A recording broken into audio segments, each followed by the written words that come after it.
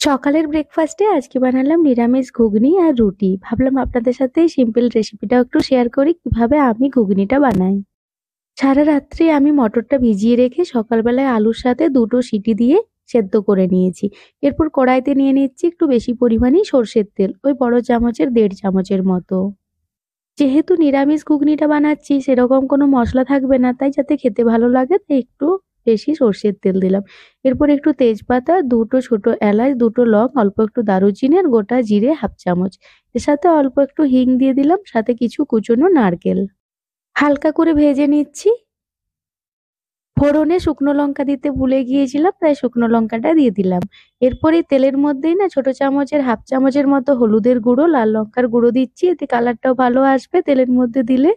এরপর হালকা করে ভেজে নেব কয়েক সেকেন্ড, কারণ নইলে পুড়ে গেলে আবার পুরো নষ্ট হয়ে যাবে। একটা টমেটো পেস্ট বানিয়ে বা গ্রেটারে গ্রেট করে সেটা অ্যাড করে নিতে হবে ভালোভাবে। এরপর নাড়াচাড়া করে মিক্স করে তেল ছাড়া অবধি এটাকে একটু কুক করলাম।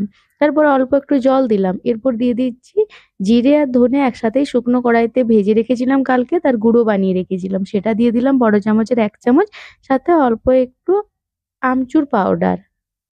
এই নিরামিষ ঘুগনিতে আমচুর পাউডার দিলে বেশ ভালো টেস্ট আসে। এরপর ভালোভাবে একটু ভাজা ভাজা করে নিয়ে ওর মধ্যে দিয়ে দিচ্ছি আগে থেকে সেদ্ধ করে রাখা মটর আর আলুটা। আমি এখানে 250 গ্রাম মটর ভিজিয়ে সেদ্ধ করে নিয়েছিলাম আর সাথে দুটো আলু দিয়েছিলাম। এরপর ভালোভাবে মশলার সাথে একটু কষিয়ে নিচ্ছি। আর তারপর এটার মধ্যে একটু জল ঢেলে দেব পরিমাণ মতো, মানে যদি একটু হালকা শুকনো মনে হয় সেরকম তাহলে সেরকম গরম জল দিতে হবে, যেরকম থিকনেসটা রাখতে চান। এরপর এখানেই না লবণটা অ্যাড করলাম, সেদ্ধ করার সময় অল্প লবণ দিয়েছিলাম আর এখনো দিলাম।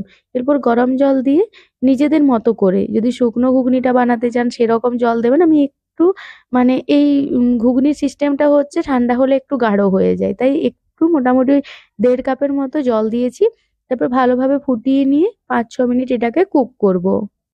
মিডিয়াম আঁচে পুরো রান্নাটা করলাম। 5-6 মিনিট কুক করার পর দেখুন খুব সুন্দর ওপর থেকে বাবেলস আসছে, মানে পারফেক্ট তৈরি হয়ে গিয়েছে। টেস্ট করে দেখলাম একটু লবণ দরকার ছিল, লবণ দিয়ে দিলাম, সাথে একটু চাট মশলা আর একটু কসুরি মেথি দিলাম। আমার কাছে ধনেপাতাটা ছিল না, ভালোভাবে মিক্স করে নিলাম। কুচনো ধনেপাতা দিলে আরো বেশি ভালো আর কি টেস্টটা আসতো, আমার কাছে ছিল না তাই একটু কসুরি মেথি দিয়ে দিলাম। আমি চাট মসলা দিলাম। চাট মসলা দিলেই আমার মনে হয় বেশি ভালো টেস্ট আসে, গরম মসলা দিলাম না। এরপর দেখুন একটু পাতলা পাতলা থাকবে, সেই সময়ই আমরা গ্যাসের আঁচ বন্ধ করে নেব। কারণ একটু যদি তরল রাখা হয় তাহলে মানে 5 মিনিট যে আমরা ঢাকনা লাগিয়ে স্ট্যান্ডিং টাইমে রাখবো তখন গাঢ় হয়ে যাবে।